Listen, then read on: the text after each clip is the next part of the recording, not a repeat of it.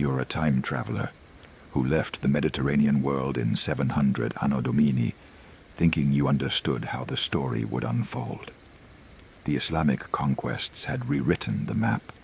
The Byzantines were huddled behind Constantinople's walls, and Europe was fragmenting into barbarian kingdoms. You figured the next century would be about consolidation. Muslims perfecting their empire, Christians adapting to their new reality, and everyone settling into their new roles. You return in 800 Anno Domini, expecting to find the same players in roughly the same positions, just more established. Instead, you discover that literally everyone got the script wrong. The unstoppable Islamic empire has split into 3 pieces and is fighting itself. The dying Byzantine Empire is conquering territories again. The barbarian Franks have somehow become the new Roman Empire. And in the most absurd plot twist of all, the Pope, who was supposed to be a Byzantine subject, has just crowned a German king as Roman Emperor, apparently forgetting that the actual Roman Empire still exists and is very much not amused. Welcome to the 8th century Anno Domini, when the medieval world looked at the 7th century's neat divisions and said, "Hold our mead." This is the century that proved the only thing more unpredictable than the rise of new civilizations is what happens when those civilizations think they've figured everything out. Here are 10 mind-blowing facts about the century that turned the medieval world's opening act into complete chaos, and somehow made it work. Fact number 1. The Islamic Empire conquered the world, then immediately forgot how to rule it. The Umayyad Caliphate reached its greatest territorial extent around 720 Anno Domini, controlling everything from Spain to Central Asia. By 750 Anno Domini, the entire dynasty was dead, their capital was in ruins, and the Islamic world had fractured into competing empires that spent more time fighting each other than conquering new territories. The Abbasid Revolution of 750 Anno Domini was one of history's most complete dynastic overthrows. The Abbasids didn't just defeat the Umayyads, they systematically murdered almost every member of the ruling family, destroyed Damascus as a political center, and moved the capital to Baghdad. Only one Umayyad prince escaped, fleeing to Spain, where he established a rival caliphate. This wasn't supposed to happen. The Umayyads had created the most successful imperial system since Rome, governing diverse populations across 3 continents. They had adapted Roman administrative practices, Persian court culture, and Islamic legal principles into a functioning synthesis. The revolution succeeded because the Umayyads had solved the problem of conquest, but not the problem of legitimacy. They governed as Arab aristocrats, ruling over non-Arab converts, creating a system where your ethnic background determined your political opportunities. Persian and other non-Arab Muslims resented paying higher taxes and being excluded from high office despite their conversion to Islam. The Abbasids promised equality for all Muslims regardless of ethnicity, but their revolution created as many problems as it solved. The new caliphate was more Islamic and less Arab, but also more fragmented and less militarily effective.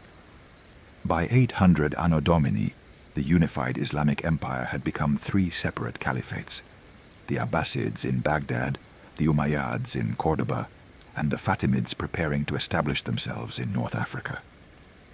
The age of Islamic unity was over before most people realized it had begun. Fact number 2. The Byzantines went from dying empire to comeback kings in 50 years. The Byzantine Empire, which had spent the 7th century losing territory and prestige, suddenly remembered how to win wars and began reconquering the Balkans, Anatolia, and even parts of Syria and Italy that had been lost for generations. The transformation began with Emperor Leo III, 717 to 741 Anno Domini, who successfully defended Constantinople against the Second Great Arab Siege, and then launched aggressive campaigns that restored Byzantine control over most of Anatolia. His son, Constantine V, 741 to 775 Anno Domini, continued the expansion, pushing Byzantine borders further east and south than they had been since the initial Islamic conquests. The secret to Byzantine success wasn't just military reform, it was demographic recovery. The theme system had created a population of soldier farmers who could both defend territory and maintain agricultural production. The end of the plague and the stabilization of trade routes had restored prosperity to the surviving Byzantine territories. Most remarkably, the Byzantines achieved this recovery while simultaneously fighting a massive internal religious conflict. The iconoclastic controversy, which raged from 726 to 843 Anno Domini, saw emperors banning religious images and persecuting monks who supported icon veneration. The Byzantine recovery also benefited from Islamic disunity. The Abbasid Revolution and subsequent civil wars gave the Byzantines opportunities to reconquer territories, while their enemies were distracted by internal conflicts. By 800 Anno Domini, the Byzantine Empire controlled more territory than it had in 700 Anno Domini, and had proven that reports of its death had been greatly exaggerated. Fact number 3. The Franks accidentally became the new Roman Empire while trying to save Christianity. The Frankish kingdom, which had been just another barbarian successor state in 700 Anno Domini, had somehow become the dominant power in Western Europe by 800 Anno Domini, and was being hailed as the restored Roman Empire by the Pope himself. The transformation began with Charles Martel's victory at the Battle of Tours in 732 Anno Domini, which stopped Islamic expansion into Gaul and established the Franks as the primary defenders of Christian Europe. The real revolution came with his son, Pepin the Short, who overthrew the Merovingian dynasty and established the Carolingian line with papal approval. Pepin's son, Charlemagne, 768 to 814 Anno Domini, completed the transformation by conquering most of Christian Europe and establishing administrative systems that rivaled anything the Byzantines or Abbasids had created. By 800 Anno Domini, the Frankish kingdom controlled modern France, Germany, northern Italy, and parts of Spain and Central Europe. The Franks succeeded where other barbarian kingdoms had failed because they combined military effectiveness with administrative competence and religious legitimacy. Charlemagne's court attracted scholars from across Europe, creating a cultural renaissance that preserved classical learning while developing distinctively medieval institutions. Most importantly, the Franks developed a symbiotic relationship with the papacy. The Pope gained a powerful military protector who could defend church interests. The Franks gained religious legitimacy that transformed them from barbarian conquerors into legitimate heirs of Roman authority. The coronation of Charlemagne as Roman Emperor on Christmas Day 800 Anno Domini was the culmination of this process. The Pope had essentially declared that the Franks, not the Byzantines, were the true heirs of Rome. Fact number 4.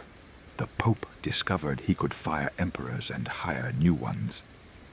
The 8th century saw the papacy transform from a Byzantine episcopal office into an independent political power capable of making and breaking emperors, deposing kings, and essentially functioning as a medieval version of the United Nations Security Council. This transformation began with the iconoclastic controversy, when Byzantine emperors banned religious images and persecuted monks who supported icon veneration. Pope Gregory II, 715 to 731 Anno Domini, responded by declaring the emperor's religious policies heretical and encouraging Italian subjects to resist imperial authority. The break became complete when the Lombards threatened to conquer Rome, and the Byzantine Empire proved unable to provide effective military support.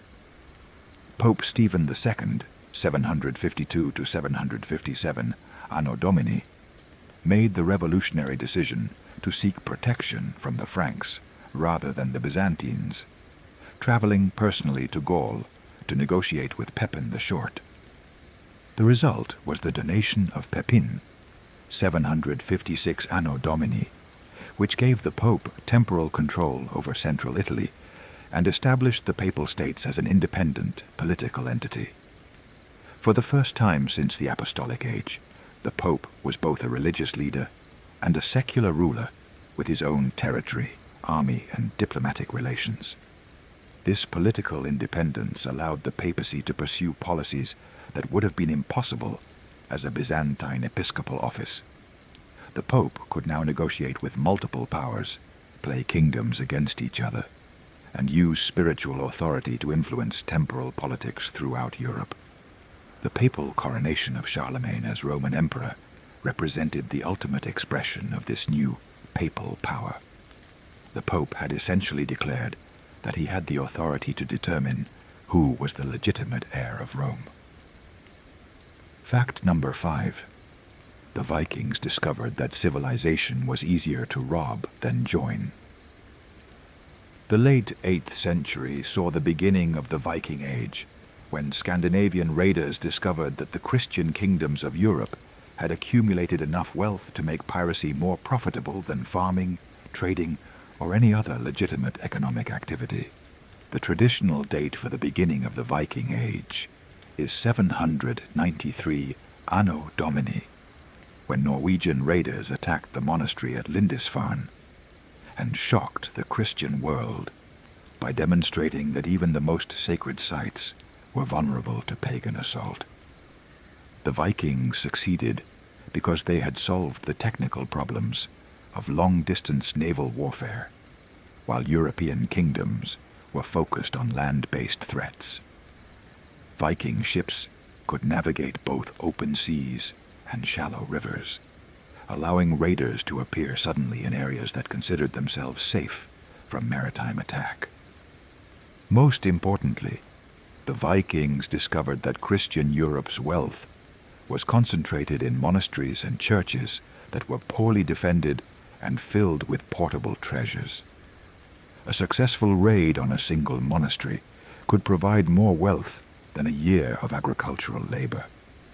The Viking raids also exploited political fragmentation in the Christian kingdoms. Local rulers were often too busy fighting each other to organize effective defenses against external threats. The Vikings could raid one kingdom and then retreat to territories controlled by that kingdom's enemies. The psychological impact of Viking raids was enormous. For the first time since the Islamic conquests, Christian Europe faced an external threat that seemed to attack civilization itself. Fact number 6. The Chinese invented gunpowder and immediately used it for fireworks. While Europe and the Islamic world were fighting over the legacy of Rome, the Tang dynasty in China achieved a level of technological and cultural sophistication that made contemporary European and Middle Eastern civilizations look primitive by comparison. The Tang dynasty, 618 to 907 Anno Domini, reached its peak during the 8th century, controlling territory from Korea to Central Asia and maintaining trade relationships that extended to the Byzantine Empire and the Islamic world. The Tang capital of Chang'an was the largest city in the world, with over 1 million inhabitants. Chinese innovations during this period included woodblock printing, which made books and literacy more accessible than anywhere else in the world. The Tang dynasty also developed the world's first government-issued paper money, created a civil service system based on merit rather than birth, and established universities that trained administrators for the imperial bureaucracy.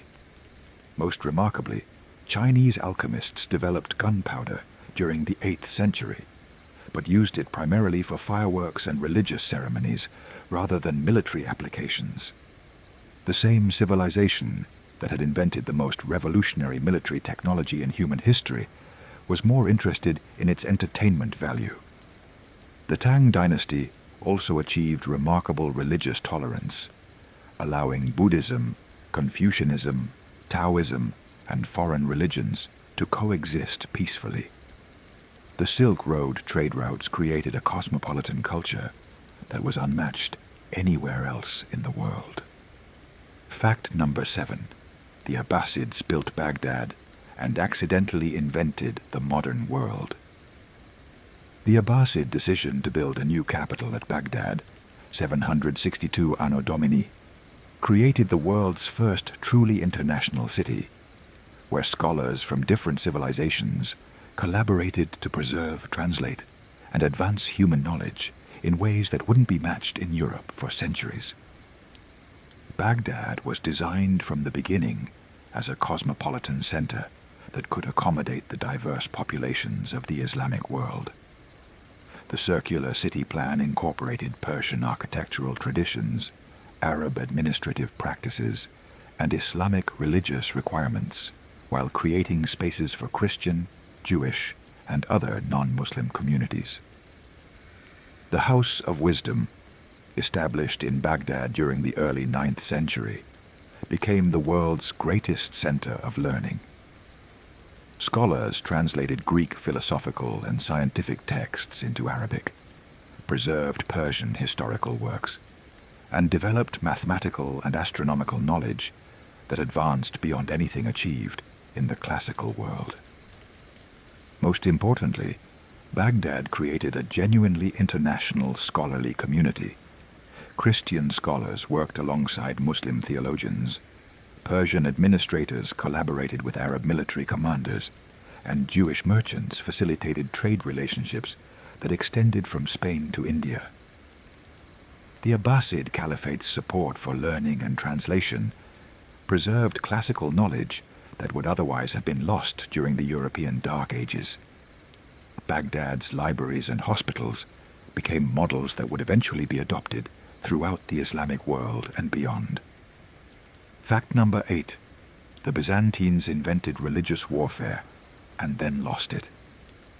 The iconoclastic controversy, 726 to 843 Anno Domini, saw the Byzantine Empire tear itself apart over the question of whether religious images should be permitted in Christian worship, creating a religious civil war that lasted longer than most dynastic conflicts.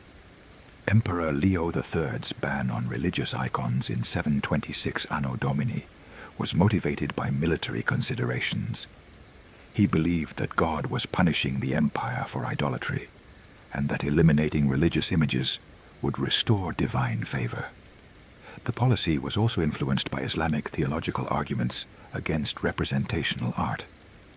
The controversy divided Byzantine society along geographical, social, and theological lines.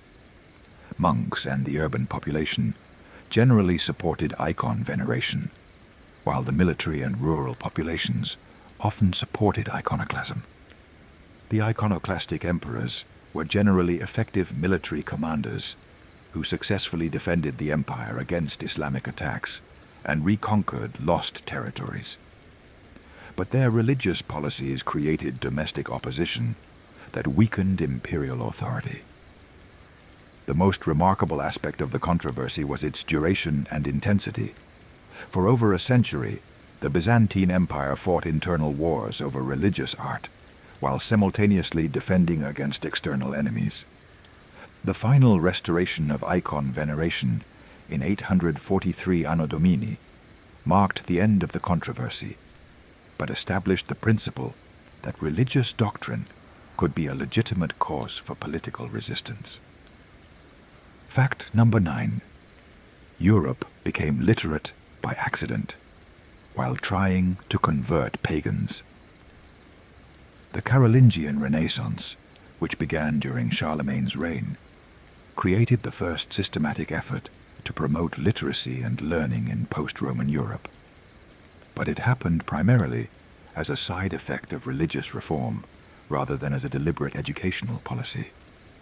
Charlemagne was frustrated by the poor quality of religious services in his kingdom, where priests often couldn't read Latin properly, and monks copied manuscripts with numerous errors. His solution was to import scholars from across Europe to establish schools and standardize religious texts. The educational reforms had unintended consequences that went far beyond their religious objectives. The standardization of Latin created a common scholarly language that facilitated communication across linguistic boundaries.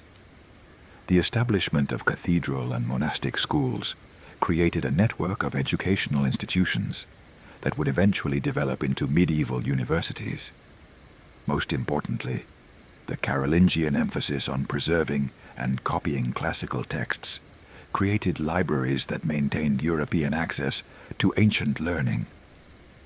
Monasteries became centers of scholarship, where monks copied works by classical authors alongside religious texts. The Carolingian Renaissance also developed new forms of handwriting that made books more legible and easier to produce. Carolingian minuscule became the standard script for medieval manuscripts and eventually influenced the development of modern typography.